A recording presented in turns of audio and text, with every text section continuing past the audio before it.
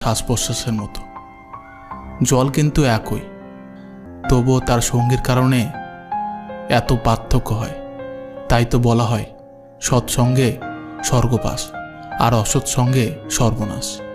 অতএব ভালো মানুষের সাথে চলার চেষ্টা করুন, আপনিও ভালো পথে চলবেন। যে তোমার অনুপস্থিতি অন্যের দ্বারা পুষিয়ে নেয়, তাকে ছেড়ে দাও। গাছের যত্ন না নিলে যেমন গাছ মারা যায়, তেমনিভাবে সম্পর্কের যত্ন না নিলে সেই সম্পর্ক বেশি দূর যায় না।